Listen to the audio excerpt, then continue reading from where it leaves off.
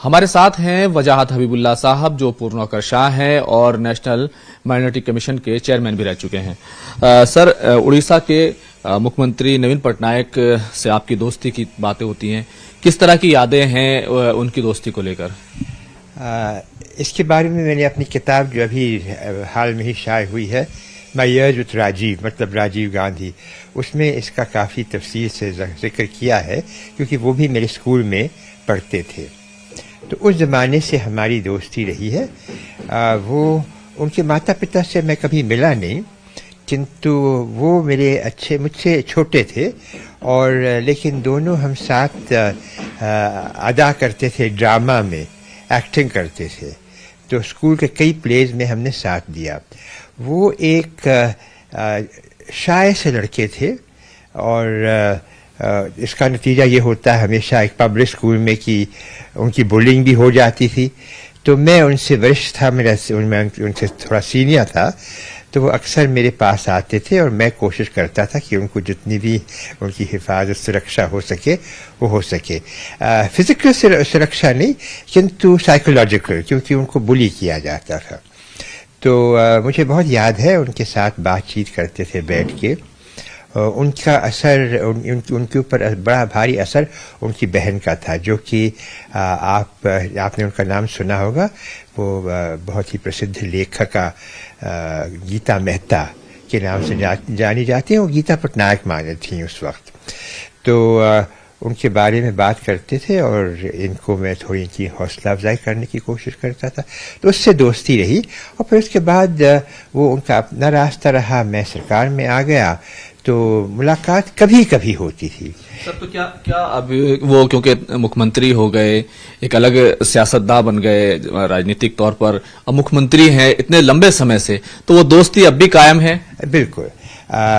जब भी मैं उनको फ़ोन करता हूं तो वो फ़ोन पे ज़रूर आ जाते थे। जब मैं अल्पसंख्यक आयोग का अध्यक्ष था, या जब मैं RTI चीफ इंफॉर्मेशन कमिश्नर था, तो अक्सर मेरा उनके साथ वास्ता होता था सरकारी तौर पे।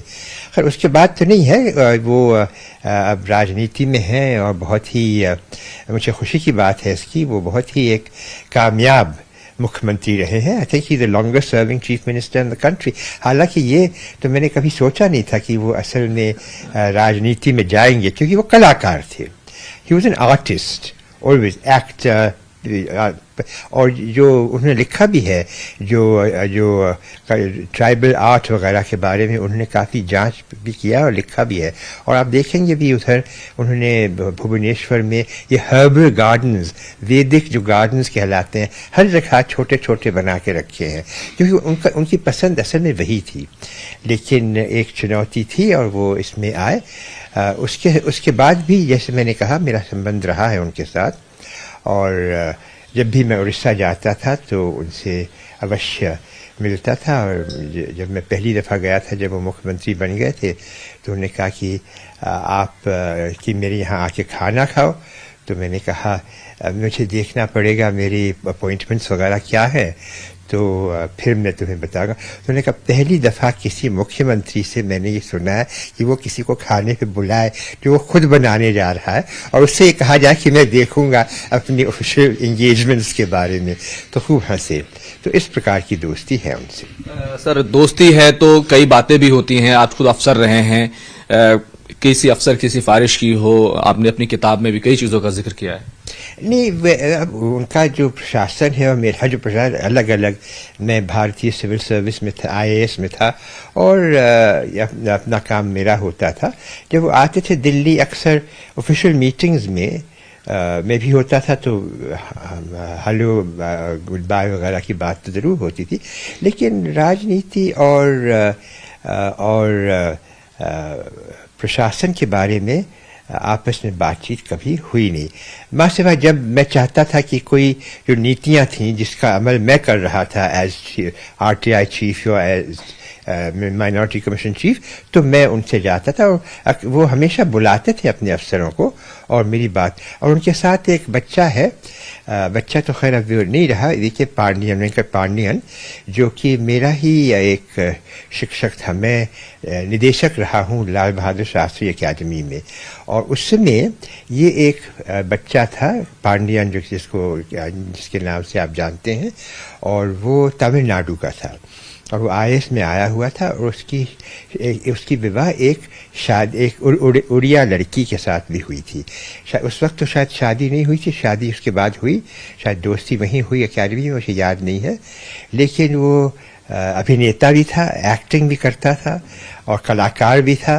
तो मुझे ये लगा कि he is a sort of person जो नवीन के लिए बिल्कुल ठीक रहेगा उसके साथ काम करने के लिए। तो मैंने अवश्य एक तो पहले मैंने रेकमेंड किया था, मेरी सिफारिश थी कि उन दोनों को उड़ीसा काडर दिया जाए, और उसमें मैंने उस समय मांगा था नवीन का सपोर्ट, क्योंकि जाहिर है कि उस वक्त होता था, अब तो होता नहीं है, उस वक्त ये हो जाता था, किंतु प्रधानमंत्री कर सकते थे, किंतु जाहिर है कि वो करते अगर मुख्यमंत्री की ओर से सिफारिश होती, तो वो थी। और ये इनका ट्रांसफ़र हुआ उड़ीसा का। फिर एक बहुत ही सफल ये DM रहे कई ज़िलों में, मेरे ख्याल में गंजम में और कुछ 2-3 ज़िलों में मेरा संपर्क उनके साथ रहा तब तक, और रहता भी है। मेरे जो पुराने, मैं उनके सबको बच्चे कहता हूँ, तो वो भी मेरे बच्चों में से एक थे। अब तो वहां पर VK पांड्या जो है वो काफी प्रभावी हैं और उनका काफी असर है।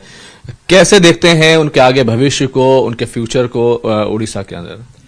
भविष्य तो रोशन है, और मुझे बहुत खुशी है कि मेरे एक शागिर्द को इतनी कामयाबी मिली। वैसे तो बहुत सारे हैं मेरे जो शागिर्द रह चुके हैं भारतवर्ष में, पूरे भारतवर्ष में, किंतु इनके बारे में तो मेरा संबंध, मुझे जान पहचान रही है काफ़ी समय से, और तो ये अच्छी बात है। भविष्य तो मेरे ख्याल में रोशनी होगा, लेकिन यह है कि अब सर्विसेज छोड़ के उन्होंने शुरू कर दिया है काम।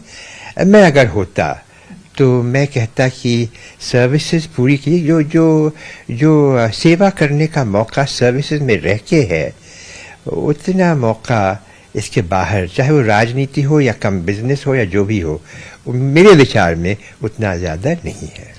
सर, आपके दोस्त नवीन पटनायक और उसके बाद आपके शागिर्द VK पांड्या दोनों अब राजनीति में हाथ आजमा रहे हैं, तो कैसा महसूस करते हैं? क्या आगे किस तरीके से उड़ीसा जो है वो आगे बढ़ेगा? और ये दोनों जो एक साथ हो गए हैं, शागिर्द भी और दोस्त भी, तो इनकी जोड़ी बनी रहेगी। अब उड़ीसा के साथ तो मेरी शुभकामनाएं हैं। मुझे खुशी की बात है कि ये जो एक राज्य है, मेरे 2 दोस्तों के हाथों में इसका प्रशासन है, तो मैं इसके अतिरिक्त क्या कह सकता हूँ। जैसे मैंने कहा, मेरी शुभकामनाएं उड़ीसा के लोगों के साथ है।